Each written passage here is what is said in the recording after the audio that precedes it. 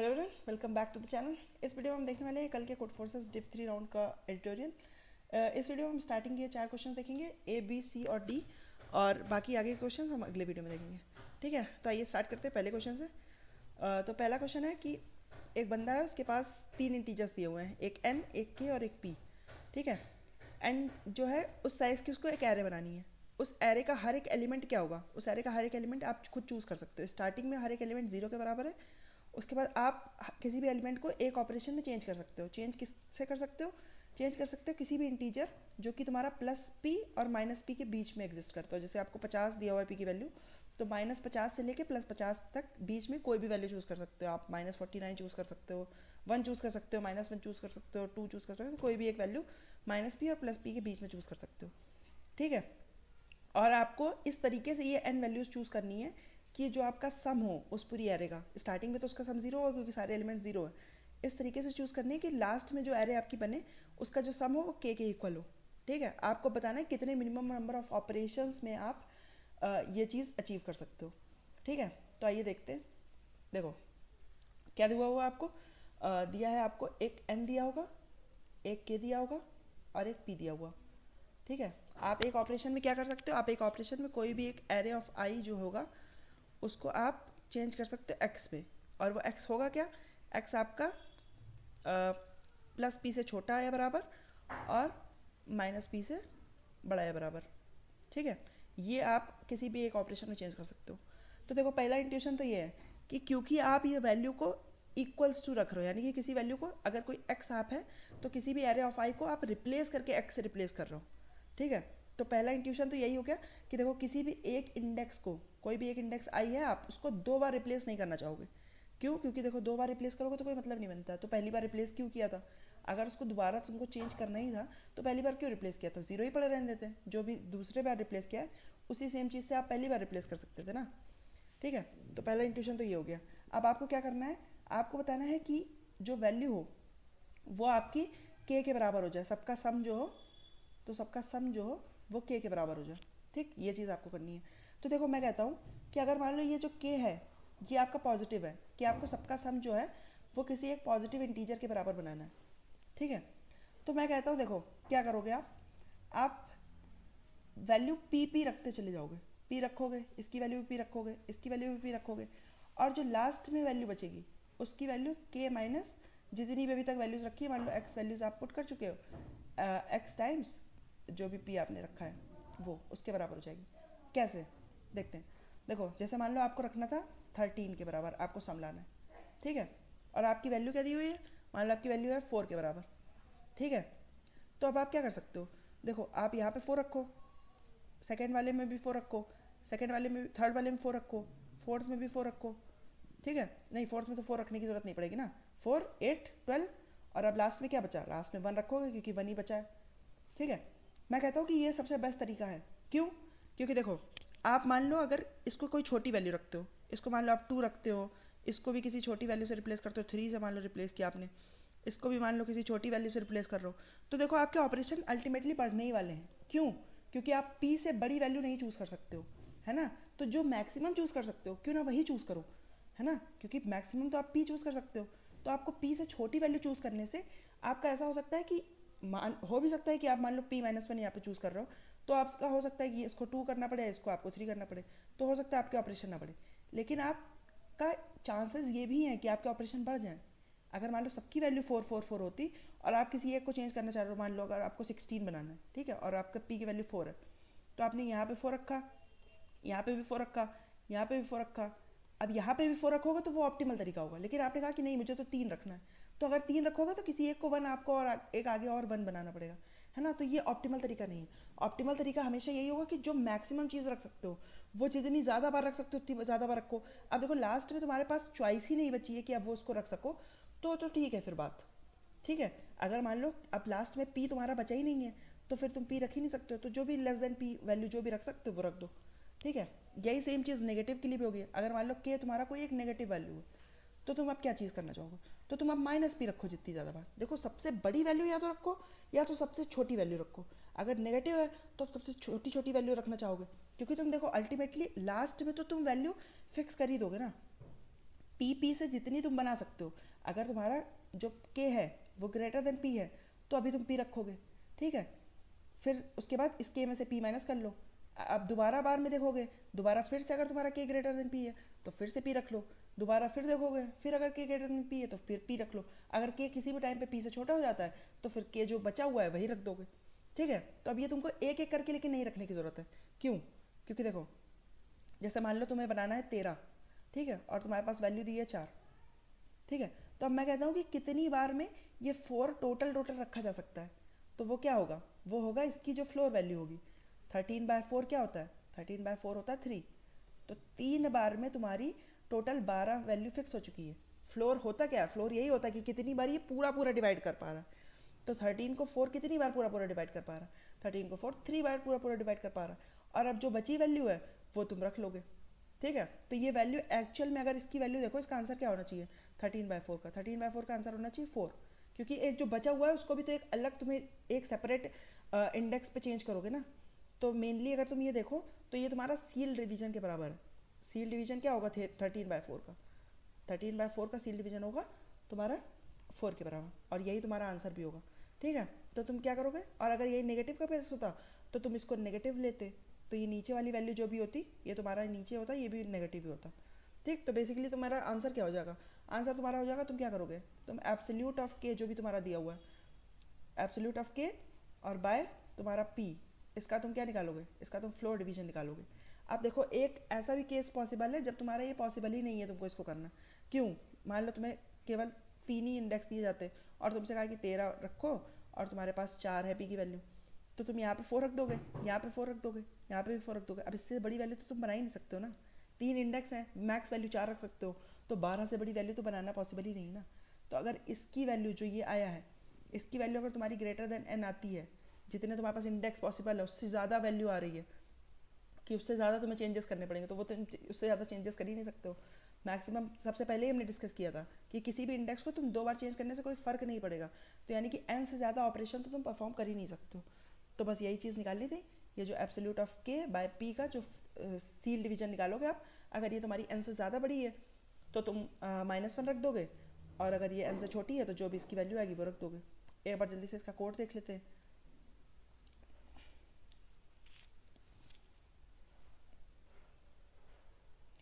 ठीक है, तो इसका कोड दिखा देता हूँ जल्दी से आपको। ठीक, तो देखो यही चीज़, सेम चीज़ करी है। क्या किया है? आंसर में अपना स्टोर किया है। ये सील डिवीजन निकालने का एक तरीका होता है कि इसमें आप क्या करते हो, जो भी डिनोमिनेटर है वो -1 वैल्यू ऊपर प्लस करते हो और उसके बाद सेम चीज़ से डिवाइड करते हो। आप सील फंक्शन भी यूज़ कर सकते हो, जैसे तरीके से आपको आता हो सील निकालना वैसे तरीके से आप निकाल सकते हो। ठीक, अब बस लास्ट में चेक कर लोगे कि अगर ये जो सील जो डिवीजन करने पे जो वैल्यू आई है ये अगर आपके n से बड़ी है तो आप -1 रख दोगे, वरना अगर बड़ी नहीं है तो फिर जो भी आपका ये आंसर आया डिवाइड करने पे वही आपका फाइनल आंसर हो जाएगा। ठीक है, तो ये तो स्ट्रेट फॉरवर्ड सा क्वेश्चन था। आइए दूसरा क्वेश्चन देखते हैं। तो देखो दूसरा क्वेश्चन है कि देखो ये आपको एक तरीके की स्ट्रिंग दी हुई है कि आपको, अगर एक क्वेश्चन पढ़ लेना, क्वेश्चन बड़ा सा दिया हुआ है, मैं आपको एक इसका जस्ट समझा देता हूँ क्या है। ठीक है, तो देखो आपको कुछ ऐसी सी स्ट्रिंग दी होगी, आपको स्ट्रिंग दी होगी, इसमें डैशेस होंगे और इसमें अंडरस्कोर होंगे। ठीक, डैश होगा, अंडरस्कोर होगा, डैश होगा, अंडरस्कोर होगा।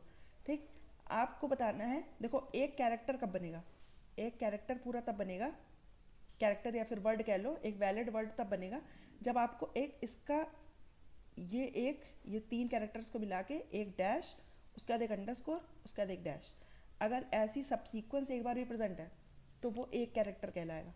ठीक है, तो जितनी बार ये वाला सबसीक्वेंस प्रेजेंट होगा उतने कैरेक्टर बनेंगे। जैसे कि मान लो ये दिया होता आपको dash dash dash dash dash, तो इसमें मैं कहता हूँ कि कितने वो बनेंगे, आपके कितने वैलिड वर्ड बनेंगे। तो देखो एक बार ये वाला आपने ये डैश उठाया, दूसरे कलर से दिखाता हूँ किसी, देखो ये वाला डैश उठाया, ये वाला अंडरस्कोर उठाया और ये वाला डैश उठाया। ठीक, तो ये एक वर्ड आपका बन गया वैलिड। अब देखो फिर से दूसरे कलर से दिखाता हूँ, अब यही वाला डैश उठाया, यही वाला अंडरस्कोर उठाया और इस डैश की जगह ये वाला डैश उठाया। ठीक, तो 2 बन गए आपके। तीसरा दिखाता हूँ, तीसरे में क्या करोगे आप, तीसरे में ये पहले डैश की पोजीशन सेम रखोगे, अंडरस्कोर चेंज कर दोगे, अंडरस्कोर अब इसकी जगह ये वाला अंडरस्कोर उठाओगे। अब ये वाला अंडरस्कोर के लिए ये वाला डैश वैलिड नहीं है क्योंकि सब सीक्वेंस उठाना है, सब सीक्वेंस ऑर्डर में होता है, इसके बाद ही वाला उठा सकते हो। तो यानी कि यही वाला डैश उठाना पड़ेगा आपको। तो एक और मिल गया आपको। ठीक, अब देखो, अब इसके बाद तो कोई अंडरस्कोर है नहीं, तो आप कुछ नहीं कर सकते हो। तो अब आपको ये इनिशियल वाला डैश चेंज करना पड़ेगा। ठीक, तो अब इनिशियल वाला डैश आप ये वाला उठाओगे। ठीक, इसके लिए ये वाला अंडरस्कोर एक बार लोगे और ये वाला डैश लोगे, फिर एक बार ये वाला डैश लोगे, तो दो यहाँ से बन गए। ठीक, अंडरस्कोर अब जब ये वाला लोगे तो एक ये वाला बन गया आपका। ठीक है, और ऐसे ही लास्ट में जब ये वाला डैश लोगे आप, ये वाला डैश और ये वाला अंडरस्कोर और ये वाला, तो एक और बन गया। तो टोटल आपके देख सकते हो आप 8 नहीं सॉरी 7 टोटल वैलिड वर्ड बने। तो यही आपको बताना है कि किस तरीके से इसको रीअरेंज करो। ठीक है, आपको एक दिया हुआ है नंबर ऑफ डैशेस, कोई भी एक रैंडम सी डैश और अंडरस्कोर की एरे दी हुई है, आपको बताना है आप इसको किसी भी तरीके से रीअरेंज कर सकते हो। और रीअरेंज करने पे आपका जो वो आना चाहिए, क्या, नंबर ऑफ वैलिड वर्ड्स, वो मैक्सिमम होने चाहिए। ठीक, तो आपसे पूछा गया है कि किस तरीके से आप रीअरेंज करोगे कि जो नंबर ऑफ वैलिड वर्ड्स आए वो आपके मैक्सिमम हो। ठीक, तो मैं कहता हूँ देखो कि अगर मान लो आपको एक स्ट्रिंग मैं दे दूँ, ठीक है, और मैं अब आपसे इसमें पूछूं कि बताओ इसमें नंबर ऑफ वर्ड कितने होंगे। ठीक है, तो इसमें नंबर ऑफ वर्ड मैं कहता हूँ, देखो पहली चीज़ तो, सबसे पहली चीज़ कि आपको सारे अंडरस्कोर जो हैं वो आप एक साथ रखो, तो आपका बेस्ट पॉसिबल आंसर आएगा। आप कहते हो कि नहीं मैं तो नहीं मानता हूँ, ऐसा कैसे हो सकता है। देखो, ठीक है, तो मैंने कहा कि आपने कहा कि ये दो तो मैंने साथ में रखे और एक अंडरस्कोर मैं बाद में रखना चाहूँगा। तो मैंने कहा देखो ये ऑप्टिमल नहीं है। ऑप्टिमल क्या होता कि सारे अंडरस्कोर तुम साथ में रखते। कैसे, देखो तुमने साथ में ना रख के क्या किया है, तुमने साथ में ना रख के इस वाले अंडरस्कोर, इस वाले जो डैश था इसकी तुमने एंड वाला डैश बनने की, देखो कोई भी एक वैलिड वर्ड किससे बन रहा है, एक इनिशियल डैश है, फिर एक अंडरस्कोर है, फिर एक लास्ट में डैश। ठीक, तो अब तुमने इसकी लास्ट वाला डैश बनने की पॉसिबिलिटी को ख़त्म कर दिया है इस वाले अंडरस्कोर के लिए, है ना। क्यों, देखो क्यों, क्योंकि देखो अगर तुम इसको बाद में रखते तो क्या होता, तो ये इसके लिए, देखो इन दोनों के लिए तो ये लास्ट वाला डैश बन रहा है, लेकिन इसके लिए ये लास्ट वाला डैश नहीं बन पा रहा है ना। तो या तो इस डैश को, अगर तुम कह रहे हो कि देखो तुमने कहा कि नहीं, लेकिन मैंने लास्ट वाला डैश बनने से रोक दिया है, लेकिन मैंने इसको इनिशियल डैश तो बना दिया है ना। मैं कह रहा हूँ कि अच्छा तुमने इसके लिए फिर ये क्यों किया है, अगर तुम्हें इसको इसके लिए इनिशियल डैश बनाना था तो क्यों ना तुम इनको सबके लिए इनिशियल डैश बना देते। या तो तुम ऐसे रख लो कि अब ये तीनों साथ में रख लो, ये रख लो, या तो तुम इसको सबसे लास्ट में रखो। इसको तुम्हें बीच में रखने का कोई मतलब नहीं बन रहा है कि तुम इसको कह रहे हो कि ये कुछ के लिए लास्ट वाला डैश का काम करेगा और कुछ के लिए इनिशियल डैश का काम करेगा। नहीं, सबसे मैक्सिमम तुम तभी ऑब्टेन कर सकते हो, या तो जब अगर तुम बना रहे हो किसी एक डैश को, तो या तो उसको इनिशियल डैश बनाओ तो सारे अंडरस्कोर के लिए वो इनिशियल डैश रहेगा, या तो फिर वो अगर उसको एंड डैश बना रहे हो तो सारे अंडरस्कोर के लिए वो एंड डैश रहेगा। ठीक है, अब ऐसी तुम्हारी ये जो पॉसिबिलिटी मैंने भी बताई कि स्टार्टिंग में कुछ एक्स डैश रहेंगे मान लो, फिर तुम्हारे जितने भी सारे टोटल अंडरस्कोर हैं मान लो यू अंडरस्कोर्स हैं, और उसके बाद फिर से वाई डैश, बचे हुए वाई डैश। ठीक है, तो अब इस केस में तुम्हारा नंबर ऑफ कितने वैलिड वर्ड बनेंगे उसका फॉर्मूला क्या निकल के आएगा। देखो उसका फॉर्मूला निकल के आएगा, इन सारे डैशेस के लिए पहले इस वाले अंडरस्कोर को लोगे और ये सारे अंडरस्कोर रहेंगे, तो यानी कि किसी एक अंडरस्कोर के लिए total number of valid word बनेंगे x इंटू वाई, क्योंकि ये स्टार्टिंग के लिए ये एंड, ये स्टार्टिंग के लिए फिर ये वाला एंड, फिर ये स्टार्टिंग के लिए ये वाला एंड, फिर ऐसे दूसरा लेके इसके स्टार्टिंग के लिए ये एंड, ये एंड, ये एंड, फिर इसके स्टार्टिंग के लिए ये एंड, ये एंड, ये एंड। ठीक, तो टोटल x इंटू वाई बन जाएंगे, ये एक अंडरस्कोर के लिए बनेंगे, और ऐसे तुम्हारे पास u अंडरस्कोर है, तो टोटल सारे मिला के, सारे अंडरस्कोर मिला के टोटल तुम्हारे x into y into u number of valid word बनेंगे। अब तुम्हें क्या करना है, तुम्हें करना है कि इसकी वैल्यू को तुम्हें मैक्सिमाइज करना है ना। तो इसकी वैल्यू को मैक्सिमाइज करना है। अब देखो u की वैल्यू तो तुम्हारी चेंज नहीं हो सकती है, u जितने नंबर ऑफ अंडरस्कोर दिए हैं उतने ही रहेंगे। अब तुम्हें टोटली x इंटू वाई की वैल्यू को मैक्सिमाइज करना है, जहाँ पे x प्लस वाई तुम्हें z के बराबर दिया है। ये z क्या है, ये z है total number of dashes, total number of dash जितने भी तुम्हें इनिशियल स्ट्रिंग में दिए हुए थे। अब देखो अगर तुम्हें ये पता हो कि x इंटू वाई की जो मैक्सिमम वैल्यू होती है वो कहाँ पे होती है, वो होती है सबसे बीच में। बीच में कहाँ पे? देखो ये z है तुम्हारा। अब जो भी मैक्सिमम वैल्यू होगी वो z/2 जब तुम लोगे, अगर ये पूरा पूरा डिविजिबल है तो z/2, अगर ये ऑड नंबर है तो इसका एक सील और एक तुम्हारा फ्लोर। ठीक, कैसे? देखो जैसे मान लो तुम्हारे पास दिया हुआ है मान लो 7 दिया हुआ है, ठीक है, तो 7 नहीं, 7 तो बहुत बड़ी वैल्यू हो गई, मान लो 5 दिया हुआ है, ठीक, तो अब इसको लिख सकते हो तुम या तो 1 + 4, या तो इसको लिख सकते हो 2 और 3, या तो इसको लिख सकते हो 3 और 2, या तो इसको लिख सकते हो 4 और 1, और 0 और 5 भी लिख सकते हो, 5 और 0 भी लिख सकते हो। ठीक, अब देखो मैक्सिमम वैल्यू कहाँ पे आएगी? यहाँ पे 0 आएगी, यहाँ पे आएगी 4, यहाँ पे आएगी 6, यहाँ पे आएगी 6, यहाँ पे फिर से 4। तो देखो जैसे जैसे तुम एक की वैल्यू को बढ़ाते जाते हो, एक की वैल्यू को घटाते जाते हो, तो एक ऐसा पॉइंट आता है जब तुम पीक पे होते हो। वो पीक तुम्हारा कहाँ पे होता है? वो पीक होता है जब तुम्हारा /2 के जस्ट, यानी कि बीचों बीच में मिडिल पॉइंट के जस्ट पास वाली वैल्यू, अगर पूरा पूरा डिविजिबल है तो मिडिल पॉइंट वाली वैल्यू ये हो जाएगी। जैसे मान लो 10 होता तो 10 के लिए 5 × 5 25, ये मैक्सिमम वैल्यू है ना। इससे ज़्यादा वैल्यू कभी नहीं बन सकती। 8 और 2 लोगे तो 16 रह जाएगा, 7 और 3 लोगे तो 21 हो जाएगा, लेकिन 25 मैक्सिमम वैल्यू हो सकती है, वो मिडिल पॉइंट पे आती है। ठीक, तो ये इसका तो प्रूफ भी होगा कहीं ना कहीं, आप अगर नेट पे देखोगे तो मिल जाएगा आपको कि x/y की जो मैक्सिमम वैल्यू होती है वो तुम्हारी सबसे पास में होती है, बिल्कुल बीचों बीच वैल्यू। जब तुम वैल्यू पिक करोगे एक्स और वाई के लिए तो तुम्हें z/2 की जितना क्लोजेस्ट वैल्यू पॉसिबल होगी उतना ही ज़्यादा तुम्हारा दोनों का मल्टीप्लिकेशन मैक्स होगा। ठीक, तो तुम्हारी क्योंकि अंडरस्कोर की वैल्यू फिक्स थी, अब ये वाली वैल्यू तुम कौन सी चूज़ करना चाहोगे? ये वाली वैल्यू बिल्कुल तुम जो भी उसके पास वाली वैल्यू है वो चूज़ करना चाहोगे। तो उसका फॉर्मूला मैंने यहाँ आपको बता दिया।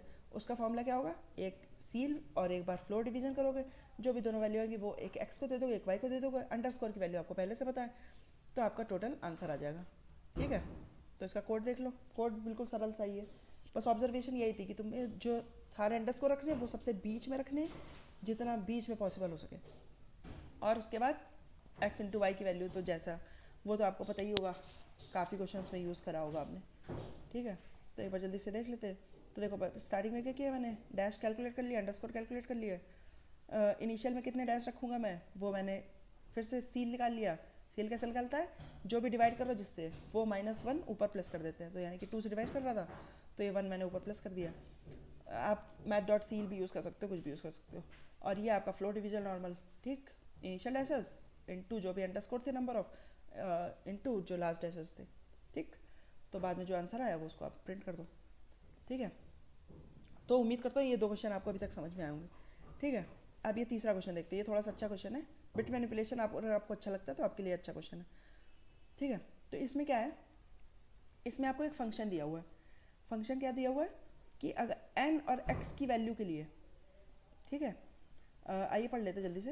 In the magical word everything is different, for example the key for the storage with code nx in the array a of length n such that आपका जो, तो ठीक है, मतलब कि कुल मिला के ये है कि आपको एक n साइज़ की एरे बनानी है जिसमें क्या हो, जिसमें जो सारे एलिमेंट्स हों उनका जो और है बिटवाइज और, बिटवाइज और किसके बराबर हो? बिटवाइज और होगा x के बराबर, और साथ में जो आपका मैक्स होगा, मैक्स क्या होता है?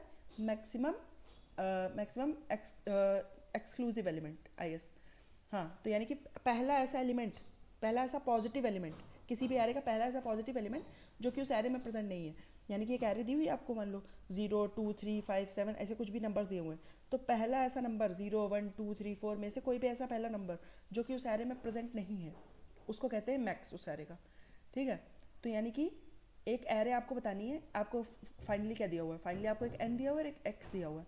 ठीक है, आपको एक ऐसी एरे बनानी है जिसमें उसके सारे एलिमेंट्स का जो n एलिमेंट्स आपको टोटल रखने हैं उसमें, और उसमें सारे एलिमेंट्स का जो और होगा, बिटवाइज और होगा, वो आपका x के बराबर होगा, और जो आपका मैक्स होगा, यानी कि मैक्स होगा, वो आपका सबसे मैक्सिमम पॉसिबल होना चाहिए। यानी कि अगर आप दो एरे बना सकते हो तो इन दोनों में से जिसका मैक्स ज़्यादा होगा वो वाली एरे आपको चूज़ करनी है। ठीक है, तो आइए देखते हैं इसको कैसे करेंगे आप। देखो, ठीक है, तो देखो एक आपको n दिया हुआ है और एक आपको x दिया हुआ है। ठीक है, अब आपको क्या करना है, इन n प्लेसेस को फिल करना है सच दैट कि आपका जो मैक्स हो वो आपका ग्रेटेस्ट हो, जितना ग्रेटेस्ट पॉसिबल हो, और इन सब का जो और हो, सारे ए ऑफ आई का और जो हो वो आपका एक्स के बराबर हो। ठीक है, चलो तो हम दूसरी वाली कंडीशन को सेटिस्फाई करने की कोशिश करेंगे, साथ में पहली वाली कंडीशन को भी ग्रेटेस्ट रखने की कोशिश करेंगे। ठीक है, तो देखो अब हम क्या करेंगे, हमें क्योंकि मैक्स सबसे ग्रेटेस्ट पॉसिबल चाहिए, है ना, मैक्स क्योंकि ग्रेटेस्ट पॉसिबल चाहिए, तो हम क्या करेंगे, सबसे पहले एक ज़ीरो रख दोगे, ठीक है, फिर एक 1 रखने की कोशिश करोगे, फिर एक 2 रखने की कोशिश करोगे, फिर एक 3 रखने की कोशिश करोगे, ऐसे ही कुछ तो आप फिल करने की कोशिश करोगे, क्योंकि मैक्स आपको ग्रेटेस्ट चाहिए तो आपको लाइन से सारे एलिमेंट आपके एरे में होने चाहिए। ठीक है, लेकिन ये रखते टाइम हमको ये भी चेक करना है कि क्या ये रखना पॉसिबल भी है या नहीं। क्यों? क्योंकि देखो ऐसा हो सकता है कि मान लो, देखो तो आपको क्या करना है, आपको और लेते हुए चलना है, क्योंकि ऐसा हो सकता है कि मान लो मैंने 1 2 3 रख दिया और अब इनका और जो है वो इस x के बराबर है ही नहीं, क्योंकि देखो मान लो और दिया हुआ इसका 11, ठीक, तो 11 की अगर हम बाइनरी लिखें तो 1011 होती है 11 की बाइनरी। अब मान लो लेकिन मैंने इसमें 4 रखने की कोशिश करी, तो अब देखो और इसका क्या हो जाएगा, और हो जाएगा इसका 00, इसका 01, 2 होता है 10, 3 होता है 11 और 4 होता है 100। ठीक, तो अब देखो अब इसका और क्या हो गया, अब इतने का ही और हो गया आपका 111। अब इसमें कोई भी और एलिमेंट ले आओगे तो देखो ये इंडेक्स तो आपका, ये वाली बिट जो है ये तो आपकी सेट हो चुकी है ना, लेकिन फाइनल आपके जो एक्स में है, एक्स में वाली बिट सेट ही नहीं है। ठीक है, तो कोई भी ऐसा एलिमेंट आपको नहीं और में शामिल करना है जिसकी कोई ऐसी बिट सेट हो जो कि इस एक्स में वाली बिट सेट ना हो। ठीक, पहली चीज़ आपको ये ध्यान रखनी है, और दूसरी चीज़ आपको ये ध्यान रखनी है कि आपका फाइनल जो हो वो लास्ट में आपका ये एक्स के बराबर हो जाए, क्योंकि ऐसा ना हो जाए मान लो इसे जैसे 5 ही इंटीजर आपके रखने होते और आपको ये 11 बनाना होता, तो आप तो अगर मैक्स ग्रेटेस्ट रखना चाहोगे तो आप 0 रख दोगे, 1 रख दोगे, 2 रख दोगे, 3 रख दोगे, 4 रख दोगे। लेकिन क्या इसका जो आपका और आया है, इसका और तो आपका कितना रह गया, इसका और तो आपका 7 ही रह गया ना, इसका आप और आपका 11 कहाँ हो पाया, नहीं हो पाया ना 11। तो यानी कि आपको ऐसे एलिमेंट्स रखने हैं सच दैट उसका जो और है वो आपका लास्ट में एक्स के बराबर हो जाए, और अगर और आपका एक्स होने से पहले ही कभी ऐसा वायलेट कर जाती कंडीशन कि आप मान लो 4 आप नहीं रख पा रहे हो, ठीक है, अगर आप 4 नहीं रख पा रहे हो तो मैं कहता हूँ कि फिर ठीक है, तो 4 या 4 के बाद कुछ रखने का सेंस ही नहीं बनता है। अगर आप 4 ही नहीं रख पाए तो अब मैक्स की वैल्यू तो फिक्स हो गई। ठीक, अब आपको खाली एक चीज़ क्या करनी है, आपको खाली एक चीज़ करनी है कि इसका जो और है वो एक्स के बराबर करना है। तो मैं कह रहा हूँ बाकी जितनी भी जगह बची हैं उन सब पे एक्स ही रख दो, क्योंकि किसी भी एलिमेंट का और अगर एक्स के साथ करोगे तो वो एक्स ही आएगा ना, क्योंकि अगर ये सारे एलिमेंट जो थे ये कभी एक बार भी वॉयलेट नहीं करा इन्होंने कंडीशन को, तो ये एक्स भी कभी वॉयलेट नहीं करेगा कंडीशन को, है ना। तो आप फालतू आगे आपको जो भी आप बार बार चेक करते कि अब ये रख सकते कि नहीं, ये रख सकते कि नहीं, या तो किसी भी एक एलिमेंट को आप रिपीट कर दो या तो डायरेक्ट एक्स ही रख दो। एक्स रखने में आपका फ़ायदा है कि आपको दिमाग नहीं लगाना है, एक्स रखोगे कभी कंडीशन वॉयलेट होगी नहीं, है ना। तो दो चीज़ें ध्यान रखनी है कि ज़ीरो से जब आप आगे रखते जा रहे हो वो रखते तो जा रहे हो, लेकिन ये भी याद रखना है कि लास्ट में जो आपका बिटवाइज और है वो एक्स के बराबर होना चाहिए। ठीक है, तो इसका अगर आप सॉल्यूशन फॉर्मुलेट करने की कोशिश करोगे तो कैसे करोगे, देखो आप क्या करोगे, एक लूप चलाओगे। देखो मैं कहता हूँ कि लास्ट की जो एक पोजीशन है उसको खाली छोड़ दो और बाकी सारी आप भरने की कोशिश करो, क्योंकि देखो अगर बाकी सारों से आपका ये हुआ कि आपने बाकी सारी रखी और आपका लास्ट में और एक्स के बराबर नहीं हो पाया, तो एक पोजीशन आपके पास खाली है, इसमें आप एक्स रख देना लास्ट में जल्दी से। ठीक है, तो आपका पता चल जाएगा कि हाँ लास्ट में तो एक्स रखा हुआ है, तो यानी कि और तो एक्स के बराबर हो ही गया। ठीक है, और मैक्स इसमें आप ग्रेटेस्ट पॉसिबल रखने की कोशिश करो। ठीक है, लेकिन अगर मान लो बीच में ही कहीं कंडीशन वायलेट हो जाती है तो अब जहाँ से कंडीशन वायलेट हुई है वहीं से आप हर जगह एक्स रखने की एक्स रख दो। ठीक, तो ये सिंपल सा चीज़ थी आपकी। अब देखो इसको कोड कैसे करेंगे हम।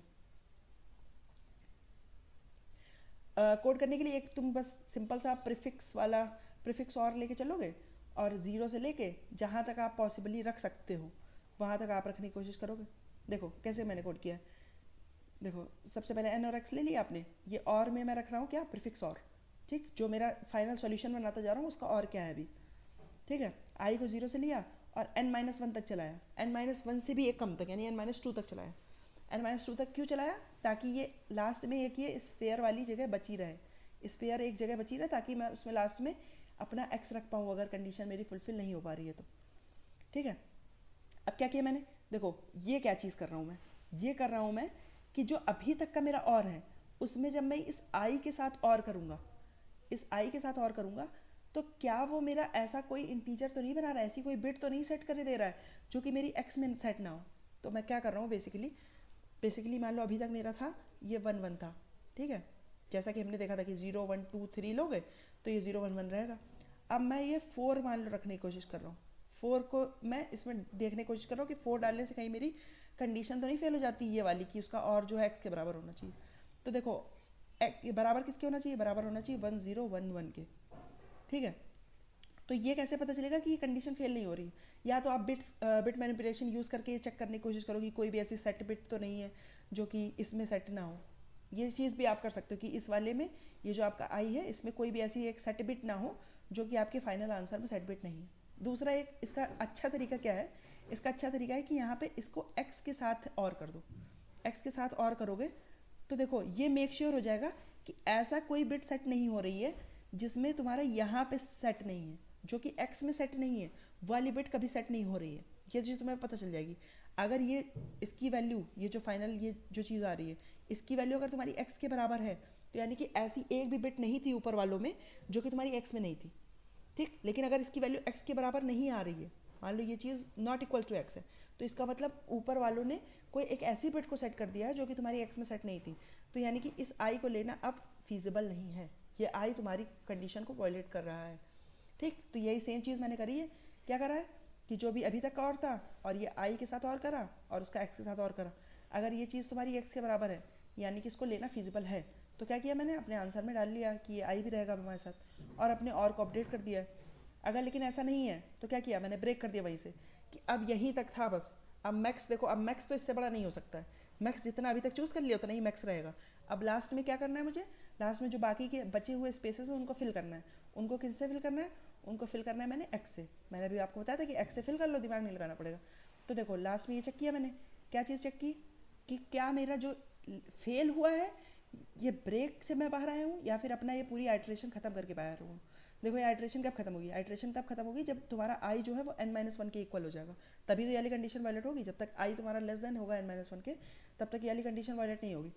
तो यानी कि आई अगर तुम्हारा n-1 के इक्वल हो गया है तो यानी कि फेल नहीं हुआ है, ठीक है। यानी कि फेल नहीं हुआ है, यानी कि ये ब्रेक कभी नहीं हुआ है। तो यानी कि अब वो लास्ट में चीज़ करनी थी मुझे, क्या चीज़ करनी है, इस वाले स्पेयर वाली जगह को भरना है। लेकिन देखो इस स्पेयर वाली जगह को हमेशा भरना ज़रूरी नहीं होगा। अगर मान लो ये तुम्हारे जो बचे वाले एलिमेंट्स हैं, ये बचे वाले एलिमेंट्स हैं, इनका और ही एक्स के बराबर है, तो यानी कि मैक्स को तुम एक और बढ़ा सकते हो। यानी कि अभी तुमने n-1 तक एलिमेंट्स लिए हैं, अब तुम n को भी ले सकते हो। अगर n को भी ले लोगे तो तुम्हारा मैक्स अब n+1 हो जाएगा, है ना। तो यानी कि अगर ये x रखना मैंडेटरी होगा तभी इस x को हम रखेंगे, अगर ये x को रखना मैंडेटरी नहीं होगा तो हम x को नहीं रखेंगे। तो देखो वही सेम चीज़ मैंने यहाँ करी है कि जो तुम्हारा और है और उसमें n-1 का अगर और करेंगे और तब वो x के बराबर हुआ, यानी कि अभी तक वो x के बराबर नहीं हो पाया है, ठीक है। अगर उसका n-1 के साथ और करेंगे, सेम चीज़ वही चीज़ कर रहा हूँ मैं, क्या कर रहा हूँ कि मैंने अभी तक 0 से लेके n-2 तक फिल कर दिया है। अब मैं कह रहा हूँ कि n-1 यहाँ पे क्या रखना फिजिबल है या फिर n-1 रखने से नहीं होगा काम। तो n-1 रखने से काम नहीं होगा तो फिर मुझे x रखना पड़ेगा, क्योंकि लास्ट में तो और की वैल्यू को x के बराबर बनाना है ना। तो यही चीज़ मैंने चेक करी है। क्या चेक करा मैंने कि जो और है इसमें n-1 रखने से क्या ये x के बराबर हो जाएगा, अगर हो जाएगा तो मैं n-1 रख के अपने मैक्स को और बड़ा कर लूँगा। लेकिन अगर ये फिजिबल नहीं है तो मुझे हार मान के x को रखना ही पड़ेगा यहाँ पे, ठीक। ये तो तब का केस है जब तुम्हारा सारी वैल्यू n-2 वैल्यूज़ रख चुकी थी वहाँ पे, ठीक है।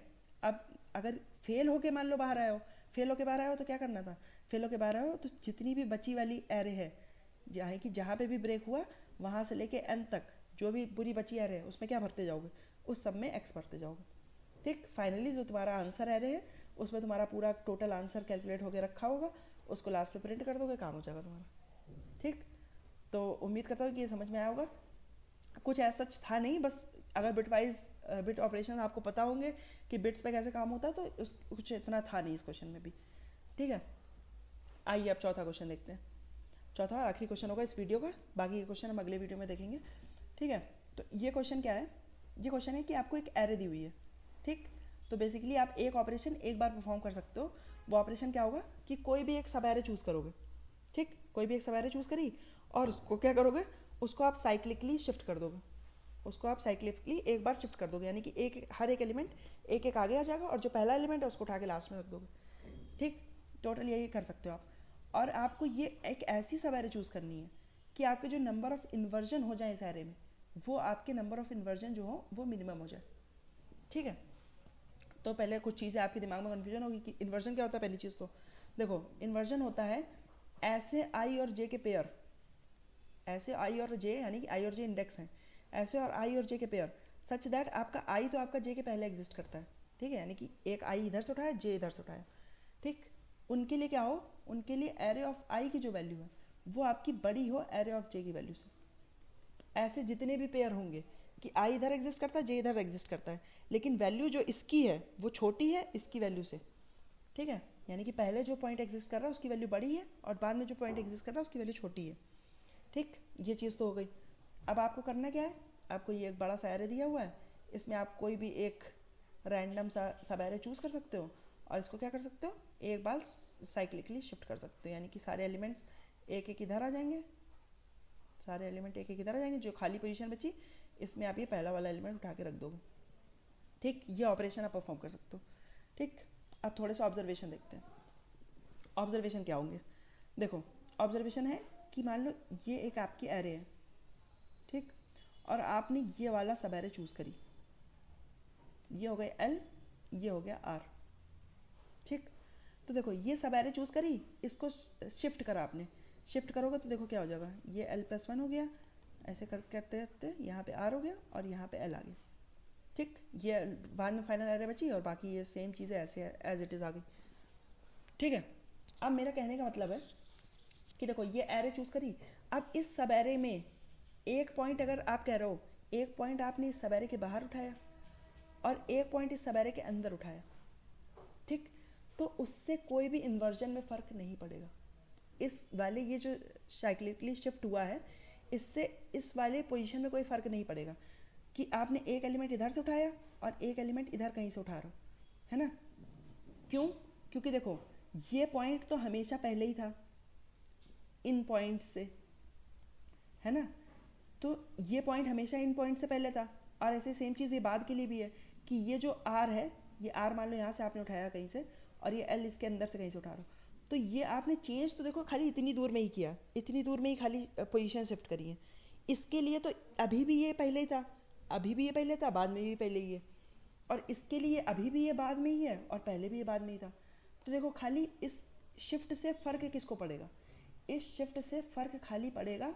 और देखो इस L प्लस वन वालों को भी फ़र्क नहीं पड़ेगा अगर आप इस एरिया में से उठा रहे हो और इस एरिया में से उठा रहे थे, या तो इस एरिया में से उठा रहे हो, इन सब को कोई फ़र्क नहीं पड़ेगा।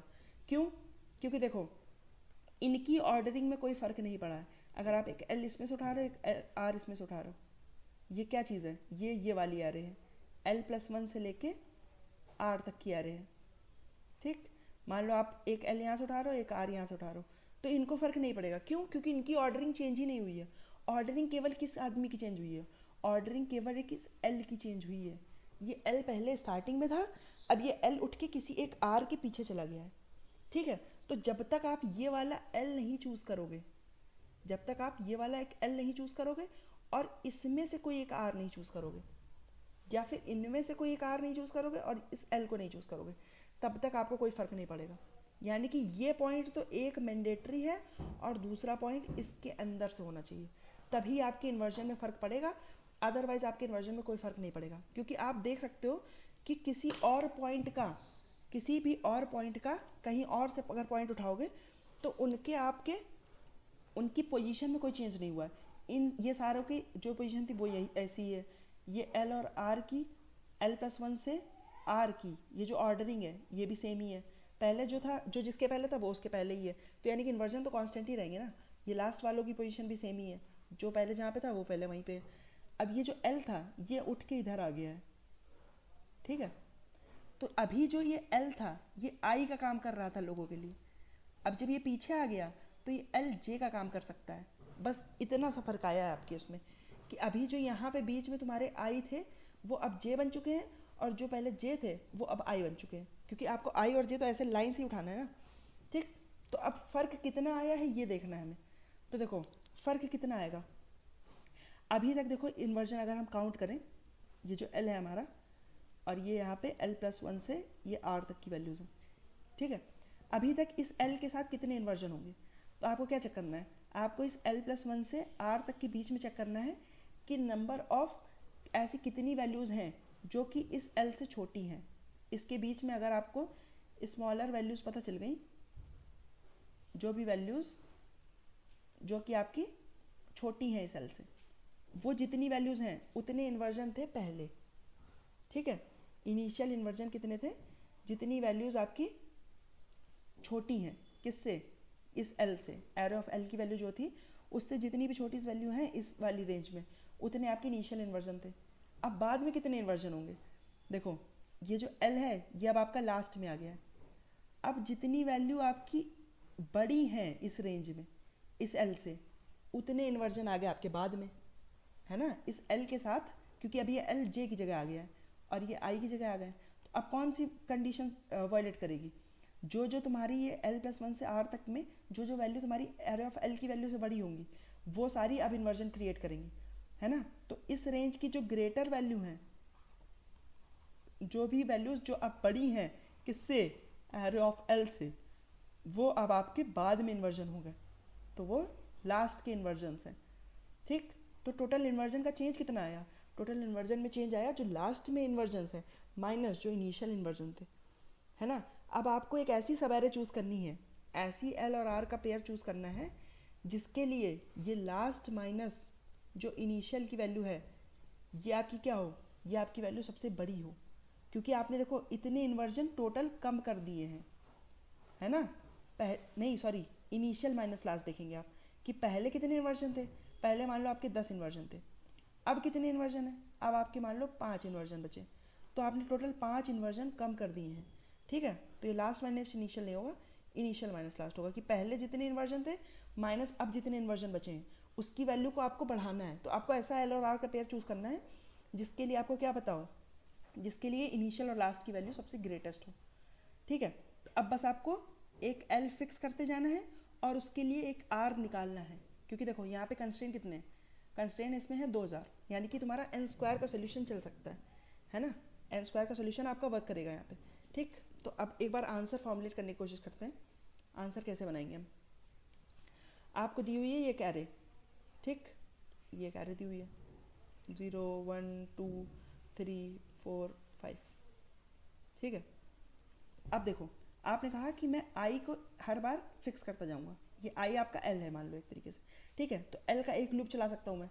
अब देखो दूसरे लूप में ही मुझे आर को फिक्स भी करना है और साथ में क्या पता करना है, साथ में पता करना है एल और आर के बीच में कितने ऐसे पॉइंट हैं जो एरे ऑफ एल से छोटे हैं और कितने ऐसे पॉइंट हैं जो एरे ऑफ एल से बड़े हैं, ठीक है। कितने ऐसे पॉइंट है जो एरे ऑफ एल से छोटे हैं और कितने ऐसे पॉइंट है जो एरे ऑफ एल से बड़े हैं।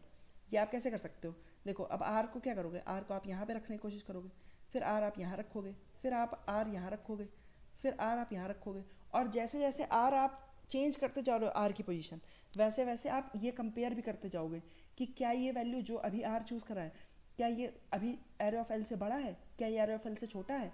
ये आप आर को रखते रखते ही चेक करते जाओगे, तो आपको ये भी पता चल जाएगा कि आर कहाँ पे आपने फिक्स किया है, और साथ में आपको इन दोनों के बीच में कितनी ऐसी वैल्यू हैं जो एरे ऑफ एल से छोटी हैं, कितनी ऐसी वैल्यू हैं जो एरे ऑफ एल से बड़ी हैं, ये भी पता चल जाएगा। तो बस यही तो आपको करना ही था, ठीक। तो आइए एक बार इसका सॉल्यूशन देखते हैं, आपको ज़्यादा समझ में आएगा, ठीक है। तो जल्दी से इसका सॉल्यूशन देख लेते हैं, ठीक। तो देखो क्या किया मैंने, पहले इनपुट ले लिया और एल ले लिया, आर ले लिया, ठीक है। एल और आर में क्या स्टोर होगा, एल और आर में स्टोर होगा मेरे फाइनल जो एल और आर है, क्योंकि आपको इसमें क्वेश्चन में रिटर्न क्या करना है, क्वेश्चन में प्रिंट करना है आपको एल और आर, कौन सा एल आपने चूज़ किया कौन सा आर चूज़ किया, सच दैट कि इन्वर्जन आपके सबसे कम हो गए, ठीक। तो देखो अब क्या किया मैंने यहाँ पे ये रखा, देखो ये ऊपर वाला लूप जो है ये एल का लूप है, यानी कि 0 से लेके n तक हर एक जगह पे जा जाके मैं एल को फिक्स करता जा रहा हूँ कि यहाँ पे पहले एल रहेगा मेरा, यहाँ पे एल रहेगा, यहाँ पे एल रहेगा, यहाँ पे एल रहेगा, ठीक है। अब उसके बाद क्या किया, ये दो वेरिएबल ले लिए, ग्रेटर में स्टोर हो रहा है कि ऐसी कितनी वैल्यू है जो एरे ऑफ एल से बड़ी हैं, स्मॉलर में स्टोर हो रहा है ऐसी कितनी वैल्यूज़ हैं जो एरे ऑफ एल से छोटी हैं, ठीक। अब क्या कर रहा हूँ, इस वाले लूप में मैं अपने आर को फिक्स कर रहा हूँ, आर मेरा कहाँ से कहाँ तक वेरी कर सकता है। देखो अगर आई मेरा यहाँ पे है, एल मेरा यहाँ पे है मतलब, तो आर कहाँ से होगा, इसके जस्ट बाद से लेके पूरा एन तक में कहीं भी में भी आर हो सकता है मेरा। ठीक, तो हर एक पॉइंट को मैं आर कंसीडर करने की कोशिश करूँगा। ठीक है, तो पहले मैंने इस जे को आर बनाया। अब देखो जे को आर बनाया तो मैंने कहा था आपसे कि साथ ही साथ में ये दोनों वैल्यूज़ भी कंप्यूट करते चलो कि कितनी ऐसी वैल्यू जो एरे ऑफ एल से छोटी हैं, कितनी ऐसी वैल्यूज़ जो एरे ऑफ एल से बड़ी हैं। ठीक, तो देखोगे अगर आपकी ये जो एरे ऑफ जे की वैल्यू है ये अगर आपकी बड़ी है तो ग्रेटर प्लस प्लस, अगर नहीं बड़ी है छोटी है तो फिर स्मॉलर प्लस प्लस। ठीक, तो अब आपको पता चल गया कि इस आई और इस जे के बीच में ऐसी कितनी वैल्यूज़ हैं जो इस एरे ऑफ आई से छोटी हैं और कितनी ऐसी वैल्यूज़ हैं जो इस एरे ऑफ आई से बड़ी हैं। ठीक, ये दोनों चीज़ें पता चल गई। अब मैंने कहा था कि इन्वर्जन में चेंज कितना होगा, इन्वर्जन में चेंज आपका होगा जो स्मॉलर माइनस ग्रेटर। स्मॉलर क्या था, स्मॉलर था कि इनिशियल इन्वर्जन, ग्रेटर क्या है, ग्रेटर है जो अब बाद के इन्वर्जन है। तो पहले के इन्वर्जन माइनस बाद के इन्वर्जन, इस वैल्यू को आपको मैक्सिमाइज करना है ना। तो ये वैल्यू अगर आपकी जो पहला आंसर है, देखो स्टार्टिंग में 0 रख लिया हमने, इससे अगर बड़ी है ये वैल्यू तो यानी कि आपका एल और आर चेंज हो जाएगा और आपकी ये वैल्यू भी अपडेट हो जाएगी। ठीक, लेकिन अगर छोटी है तो फिर अपडेट करने का कोई मतलब ही नहीं बनता है। तो आपको बेसिकली इस वैल्यू को मैक्सिमाइज करना है, किस वैल्यू को, इनिशियल इन्वर्जन माइनस बाद के इन्वर्जन। ठीक, इस वैल्यू को मैक्सिमाइज करते जाओगे, ये सारे आई और जे के पेयर के लिए आप देख लोगे, यानी कि एल और आर के पेयर के लिए देख लोगे। लास्ट में आपका जो एल और आर में पड़ा होगा, क्योंकि 0 बेस्ड इंडेक्सिंग ली थी मैंने, तो लास्ट में मुझे 1 बेस्ड इंडेक्सिंग में कन्वर्ट करना पड़ा, दोनों में 1 ऐड करके। ठीक, तो इस क्वेश्चन में भी ऐसा कुछ नहीं था, बस यही देखना था ये चीज़ कि ये जो पेयर होंगे, ये जो चीज़ जो सबैरे आप चेंज कर रहे हो, केवल इस एल का फ़र्क इस सबैरे में ही पड़ेगा।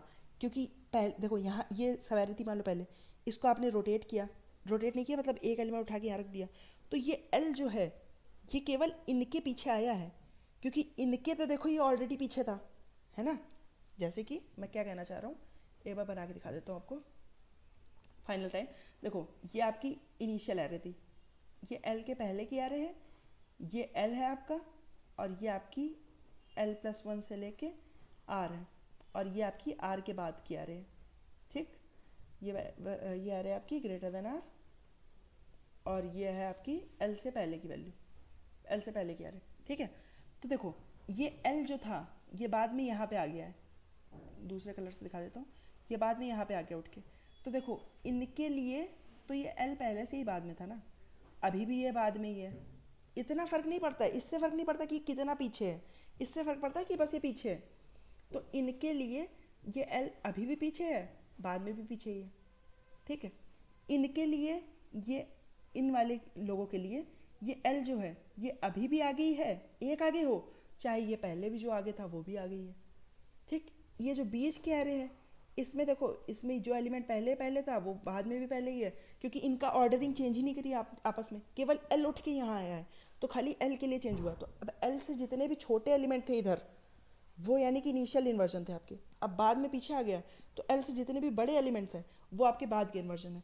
तो अब बस जो स्मॉलर पहले के इन्वर्जन माइनस जो बाद के इन्वर्जन, इस वैल्यू को आपको मैक्सिमाइज करना है हर एक एल और आर के लिए।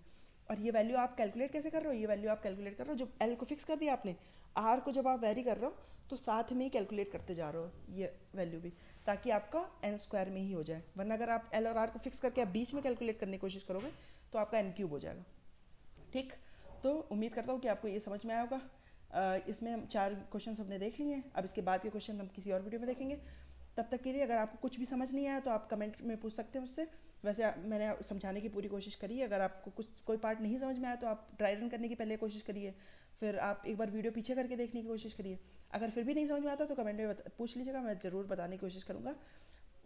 अगर आपने वीडियो को लाइक नहीं किया तो वो कर लीजिए, चैनल को सब्सक्राइब कर लीजिएगा। मैं मिलता हूँ आपसे किसी और वीडियो में, तब तक के लिए बाय बाय।